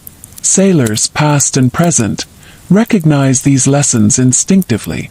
Vigilance, anticipation, and knowledge of local conditions are critical for survival. Convoys, lookout routines, signaling, and emergency protocols all evolved over centuries of maritime experience. Historical experience informs contemporary strategy, bridging centuries of human adaptation at sea.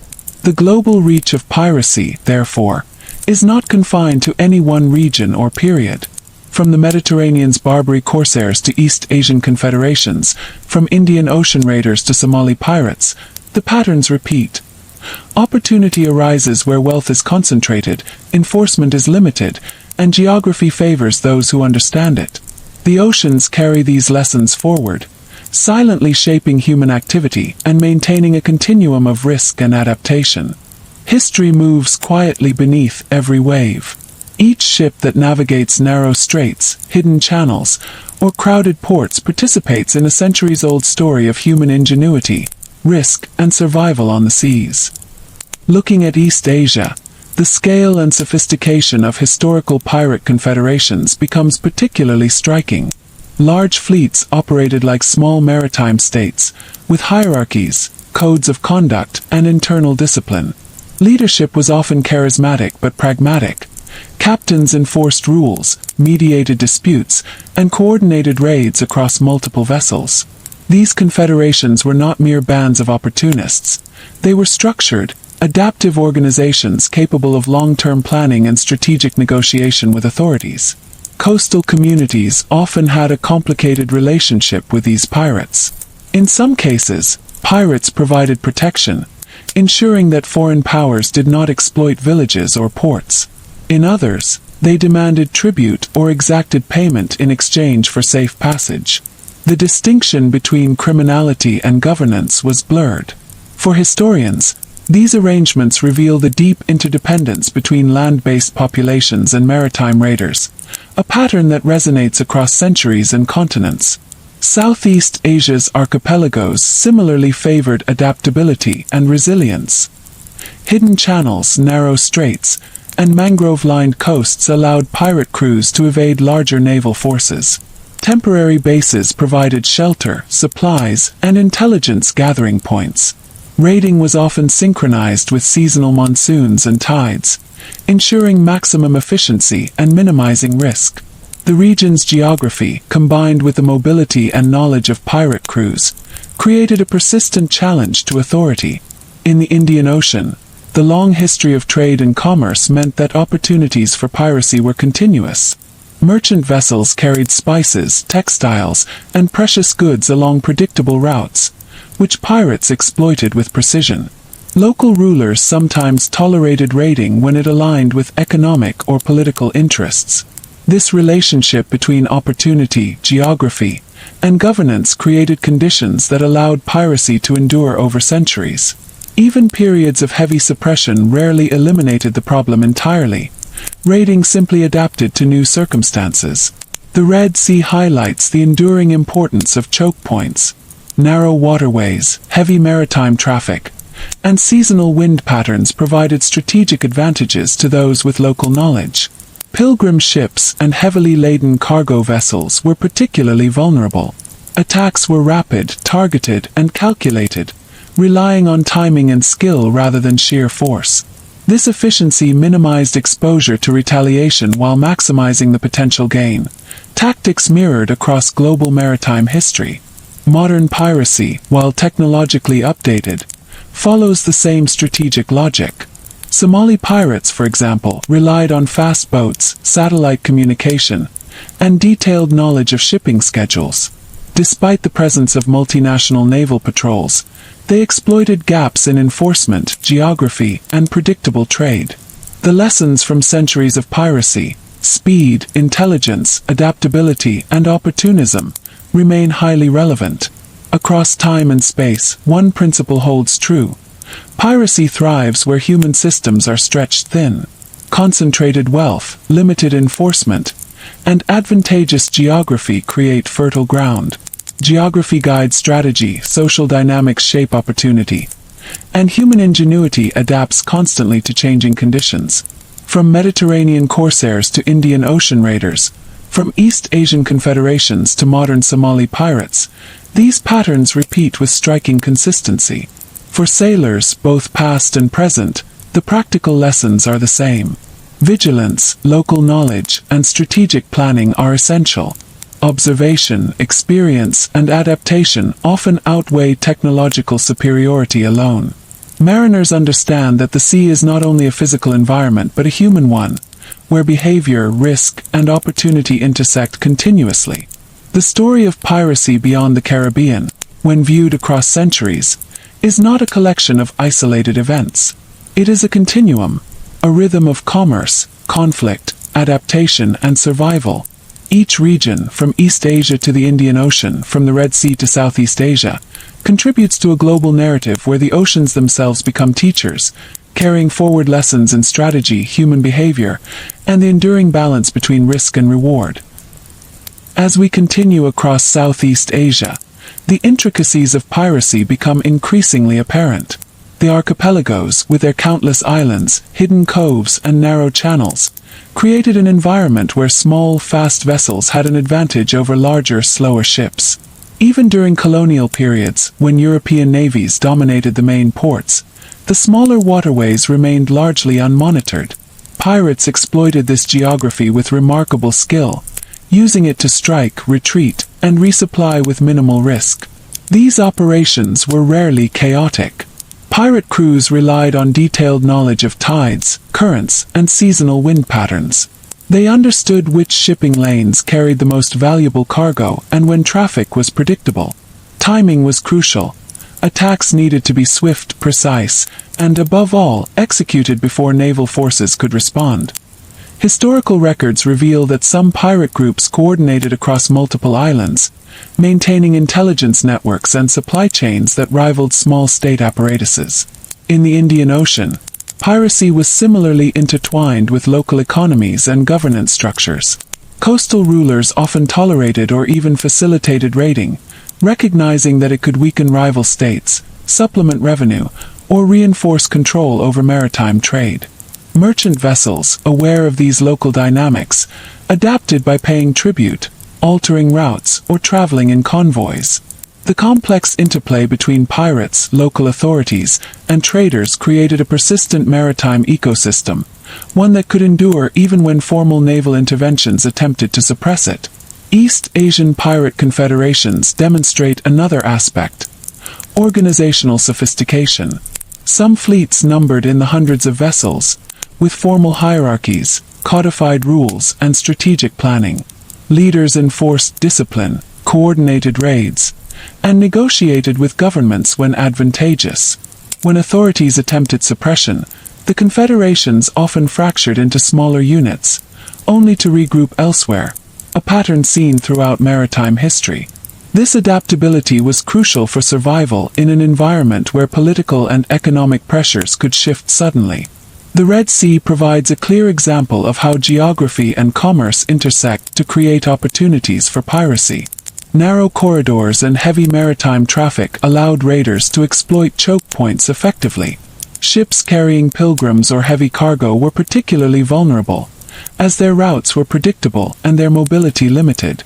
Attacks were swift and precise, reflecting careful planning rather than impulsive aggression. This pattern mirrors tactics observed in other global maritime theaters, demonstrating a continuity of strategy across time and place. Modern piracy, while technologically advanced, operates on these same principles. Somali pirates relied on fast boats, satellite phones, and detailed knowledge of shipping schedules. Despite multinational naval patrols and international legal frameworks, they exploited vulnerabilities created by predictable trade routes, local geography, and economic disparity. The logic remains unchanged. Opportunity plus preparation equals risk for targeted vessels. Across all these regions and eras, one truth stands out. Piracy is not merely a crime. It is an adaptive response to systemic conditions. Concentrated wealth, limited enforcement, and favorable geography create opportunities that human ingenuity consistently exploits. From Mediterranean Corsairs to East Asian confederations, from Indian Ocean raiders to Somali pirates, patterns of strategy, risk, and adaptation repeat across centuries.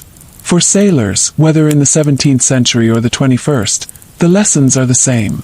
Observation, patience, and knowledge of both human behavior and the environment are critical for survival. Convoys, signaling, watch rotations, and contingency plans all evolved over centuries of maritime experience and continue to inform how ships navigate dangerous waters today. The global story of piracy beyond the Caribbean is therefore a continuum, a web of economic, geographic, and social factors that persistently shape human interaction with the sea.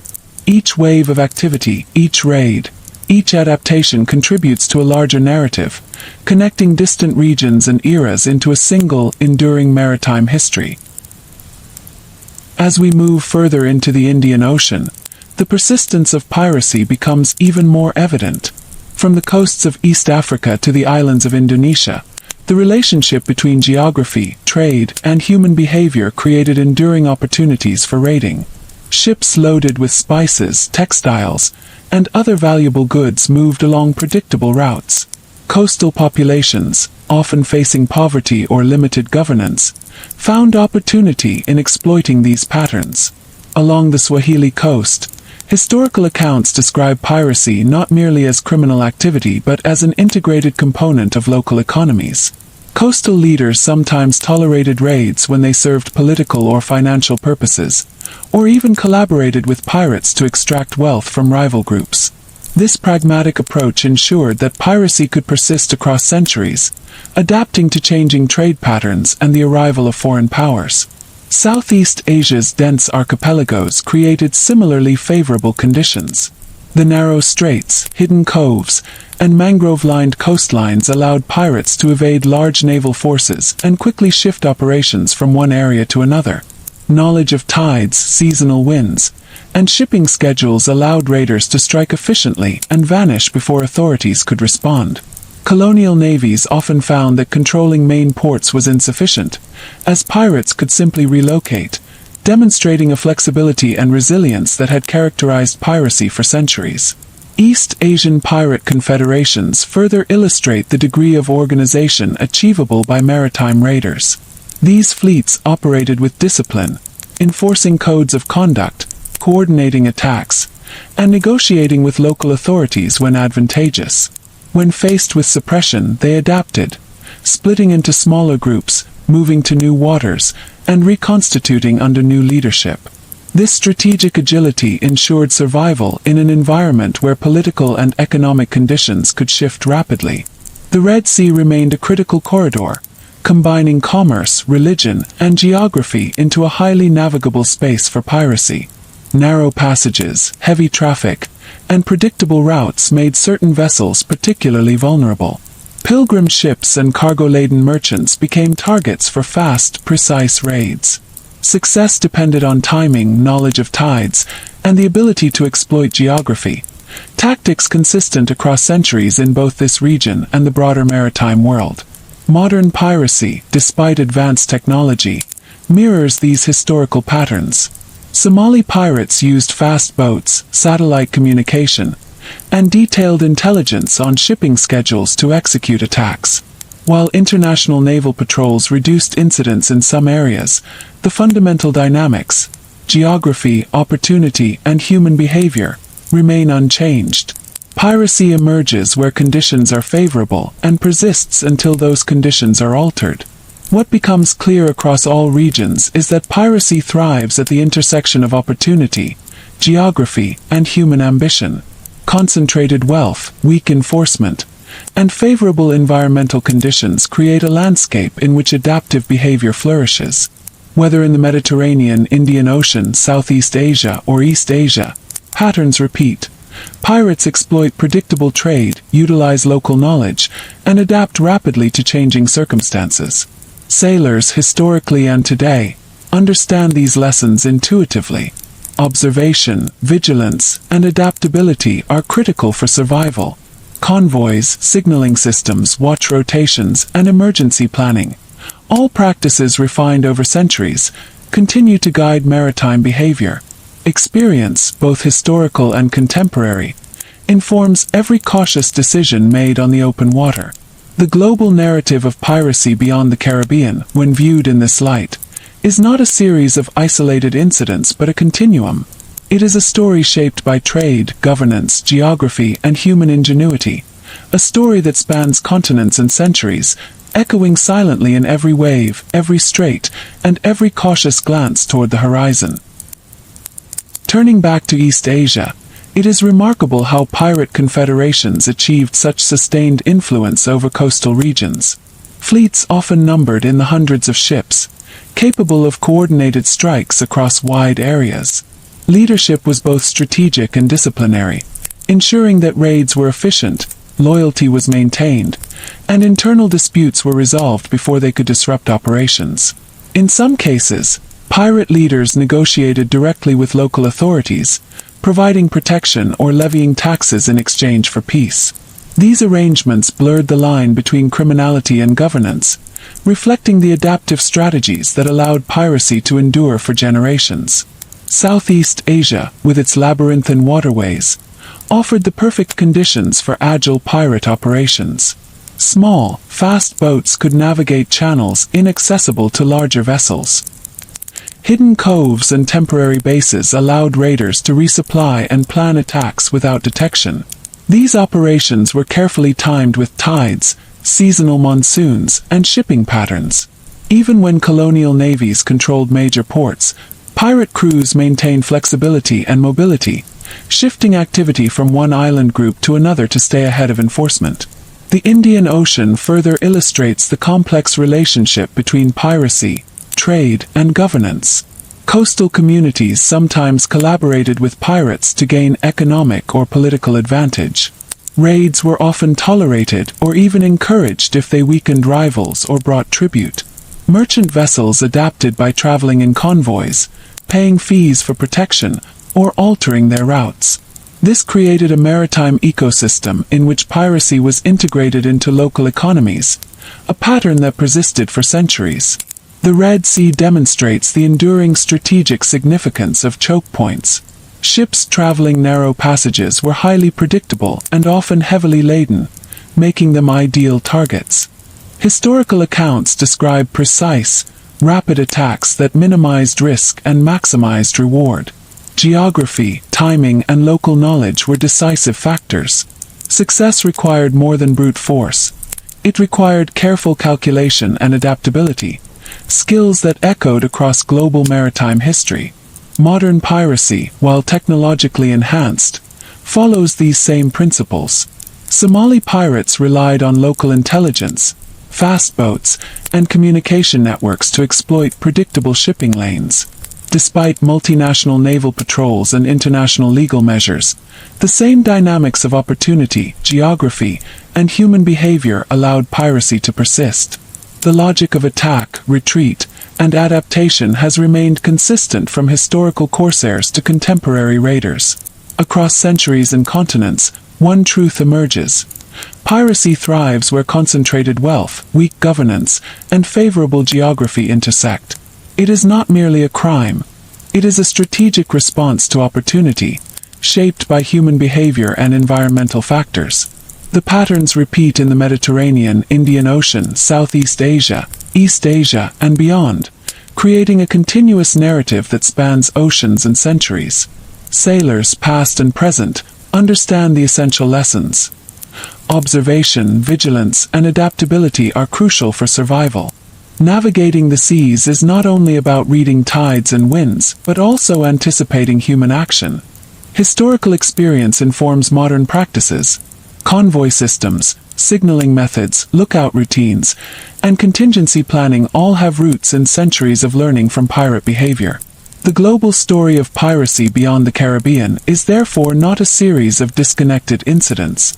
It is a web of economic, geographic, and social factors, linked across time and space. Each raid, each adaptation, each maritime strategy contributes to a larger, continuous narrative. History is embedded in the very waters that connect continents, teaching lessons about risk, opportunity, and human ingenuity with every wave. As we focus once more on the Indian Ocean, the depth and persistence of piracy there become clear. Trade routes connecting East Africa, Arabia, India, and Southeast Asia were not only lucrative but also highly predictable. Ships carried spices, textiles, precious metals, and other valuable goods. This predictability created constant opportunities for raiders, who relied on local knowledge, timing, and intelligence networks to exploit the flow of commerce. Coastal communities along East Africa's shores adapted to these realities. Historical accounts reveal a complex relationship between pirates and local rulers. In some cases, raids were tolerated or even encouraged when they offered economic or political advantage. Pirates sometimes acted as informal enforcers, protecting certain routes or towns in exchange for tribute. For merchants, survival depended on understanding these dynamics, paying for safe passage, traveling in convoys, or avoiding particularly vulnerable areas. This interplay created a maritime ecosystem where piracy was both a threat and an accepted part of daily life. Southeast Asia's archipelagos illustrate the importance of geography in shaping piracy. Hidden channels, narrow straits, and mangrove-lined coasts provided pirates with mobility and concealment. Temporary bases allowed for resupply, repair, and intelligence gathering. Raiding strategies were carefully synchronized with seasonal winds, monsoons, and shipping patterns, allowing crews to strike efficiently and retreat before authorities could respond. Even with colonial naval presence, pirates maintained flexibility, shifting activity from one island group to another to avoid suppression. East Asian pirate confederations demonstrate organizational sophistication. Large fleets operated with codified rules, leadership hierarchies, and coordinated strategies. These groups often acted as parallel authorities, collecting taxes, offering protection, and negotiating with local governments. When suppression efforts were mounted, confederations fragmented into smaller groups, relocated and reconstituted, demonstrating adaptability that mirrored patterns seen throughout the Mediterranean, Indian Ocean, and Southeast Asia. The Red Sea provides another example of strategic opportunity. Narrow corridors and heavy maritime traffic created conditions ripe for piracy. Pilgrim vessels and heavily laden merchant ships were particularly vulnerable due to predictability and limited mobility. Successful attacks depended on precise timing, intimate knowledge of local geography, and careful planning. The methods employed reflected centuries of maritime experience, echoing strategies used elsewhere across the world's oceans. Modern piracy continues to operate under these same principles, albeit with new tools. Somali pirates, for example, relied on fast boats, satellite communication, and intelligence to exploit predictable shipping routes. Despite international naval patrols, these conditions, opportunity, geography, and human behavior, remained favorable for piracy. The logic is consistent. Observe, plan, strike, and retreat. Across time and geography, the same patterns emerge. Piracy thrives where wealth is concentrated, enforcement is weak, and geography favors those with local knowledge. It is a strategic response to systemic conditions rather than isolated criminality. From Mediterranean Corsairs to Indian Ocean raiders, from Southeast Asian archipelagic pirates to East Asian confederations, and even modern Somali pirates, these dynamics repeat. For sailors, past and present, survival depends on vigilance, observation, and adaptability. Knowledge of tides, currents, shipping schedules, and human behavior is as crucial as weapons or speed. Historical lessons inform modern maritime practice. Convoys, signaling, watch rotations, and contingency planning all have roots in centuries of adaptation. The global reach of piracy beyond the Caribbean is thus a continuous, interconnected story. It links regions, cultures, and centuries, showing how commerce, governance, geography, and human ingenuity intersect on the world's oceans. Every raid, every adaptation, every navigational decision contributes to a narrative quietly carried forward by the sea itself. As we revisit Southeast Asia, the archipelagos emerge as a central stage for piracy's long history. With countless islands, narrow channels, and mangrove-lined coastlines, the region provided unparalleled opportunities for small, fast pirate vessels to evade larger ships and naval patrols. Even during the height of colonial influence, when European powers controlled major ports, the hidden waterways remained largely inaccessible to official forces. Pirates exploited this geography with remarkable skill, disappearing into the labyrinth of islands as swiftly as they struck. Pirate operations in this region were carefully planned rather than spontaneous. Crews timed attacks with seasonal monsoons and tides, using intimate knowledge of currents and shipping patterns to maximize efficiency. Small bases along hidden channels allowed raiders to rest, repair ships, and gather intelligence. Some networks were extensive, spanning multiple islands and even cooperating with local merchants or rulers. These alliances provided logistical support, intelligence, or temporary protection, illustrating the complex social and economic ecosystems in which piracy operated. East Asian pirate confederations continued to demonstrate high levels of organization. Leadership structures were strategic and disciplinary, ensuring raids were effective and loyalty maintained. Fleets could coordinate attacks across wide areas and enforce codes of conduct internally. Interaction with local authorities often involved negotiation, tribute, or protection arrangements. When suppression occurred, these confederations adapted, fragmenting into smaller groups and relocating, a pattern repeated across global piracy histories from the Mediterranean to the Indian Ocean. The Indian Ocean, a network of trade routes connecting Africa, Arabia, India, and Southeast Asia, further emphasizes the persistence of piracy. Merchant vessels moved predictably, carrying valuable cargo that drew opportunistic raiders. Coastal communities often tolerated, facilitated, or even collaborated with pirates to serve economic or political ends. Navigating this maritime ecosystem required constant vigilance, strategic planning, and negotiation, a challenge for both traders and local authorities. In the Red Sea, the strategic significance of choke points was crucial. Narrow passages and concentrated shipping created ideal conditions for pirates. Pilgrim vessels and heavily laden merchant ships were particularly vulnerable, as their routes were predictable and mobility limited. Attacks were executed with speed, precision, and detailed planning, demonstrating centuries of accumulated knowledge in maritime raiding tactics. Modern piracy continues to reflect these historical patterns. Somali pirates relied on fast boats, satellite communications, and intelligence on shipping schedules. Despite international naval interventions, the same principles, geography, opportunity, and human behavior, continued to favor adaptive raiders. The logic of exploiting predictable trade routes, acting with speed and intelligence, and retreating to secure locations remains consistent with historical strategies. Across centuries and regions, the pattern is clear. Piracy thrives where opportunity, geography, and human ingenuity converge. Concentrated wealth, limited enforcement, and knowledge of the environment create favorable conditions. From Mediterranean corsairs to Indian Ocean raiders, from Southeast Asian island pirates to East Asian confederations, and even modern Somali pirates, history repeats itself with remarkable consistency. For sailors, the lessons are enduring. Vigilance, observation, adaptability, and strategic planning remain essential for survival. Knowledge of tides, currents, weather patterns, and human behavior has always outweighed brute force alone.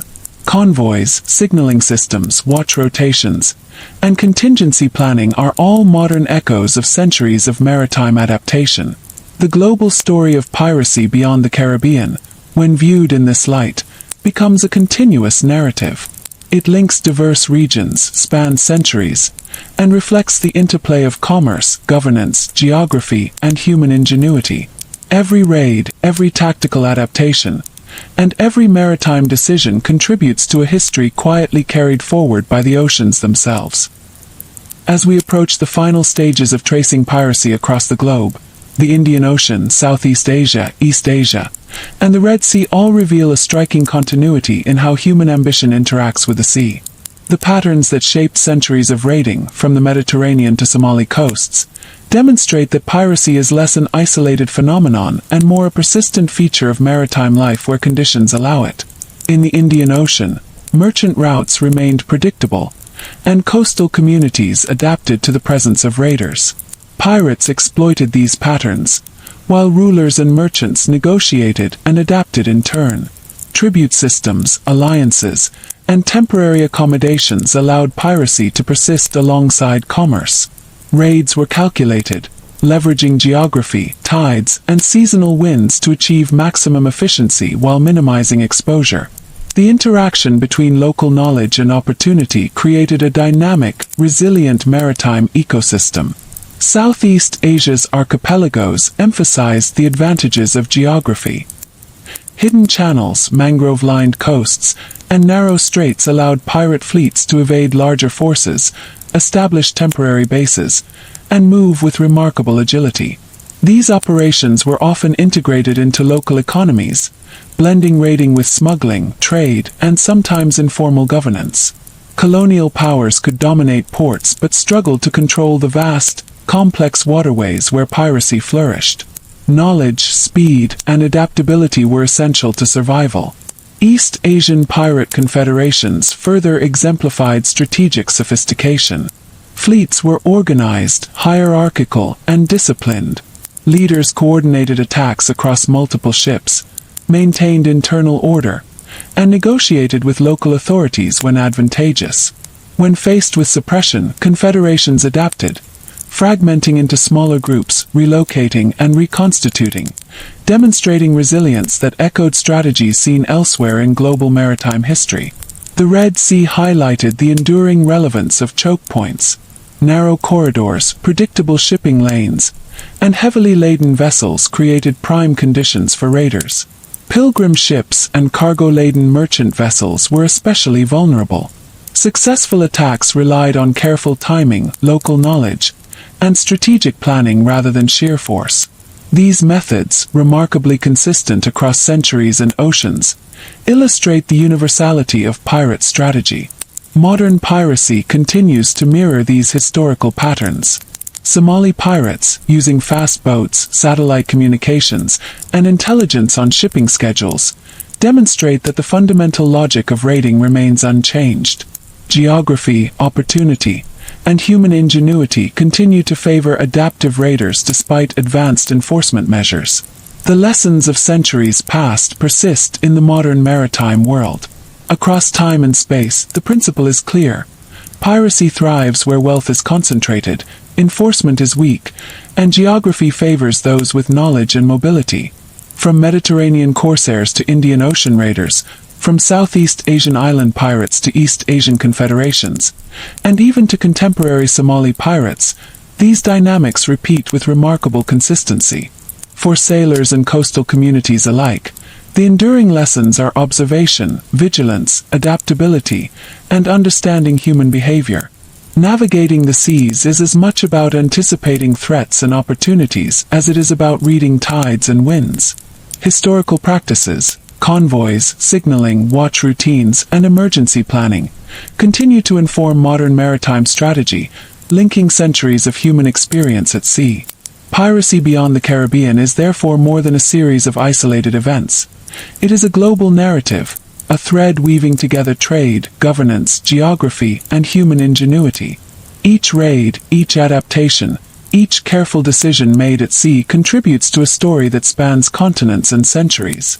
The oceans carry this narrative quietly, shaping the behavior of sailors, merchants, and rulers alike, reminding us that history is always present in the waters we traverse. And now, as we reach the final waves of our journey through the global history of piracy, take a moment to let the rhythm of the seas settle in your mind. Imagine the vastness of the oceans stretching from the Mediterranean to the Indian Ocean, the Red Sea, and the far-flung islands of East and Southeast Asia. Think of the countless vessels that sailed these waters, some laden with treasure, others with pilgrims or merchants, all moving through a world where danger and opportunity were inseparably intertwined. Pirates were more than isolated criminals. They were an enduring part of maritime life. They adapted to geography, seasons, and human systems, sometimes acting as protectors, sometimes as predators. Their strategies required patience, knowledge, and intelligence. Even when powerful empires tried to suppress them, they found ways to vanish, relocate, and return. History shows that piracy is a reflection of human ingenuity meeting opportunity, shaped by currents, tides, and the ever-present unpredictability of the sea. Across centuries, from the Barbary Corsairs to East Asian confederations, from Indian Ocean raiders to modern Somali pirates, the patterns are clear. Geography dictates tactics, commerce creates opportunity, and human adaptability determines survival. Pirates have left a subtle but lasting imprint, not just in records or tales, but in the rhythms of trade, the design of ships, and the strategies of seafarers. They remind us that the oceans are alive with history, silently shaping and being shaped by human activity. As you let these images of hidden coves, swift raids, and expansive trade routes settle, close your eyes for a moment. Take a deep, slow breath, feeling the rise and fall of the waves in your imagination. Picture the quiet of the sea after a storm, the glow of lanterns on distant ships, the soft creak of timber as vessels drift.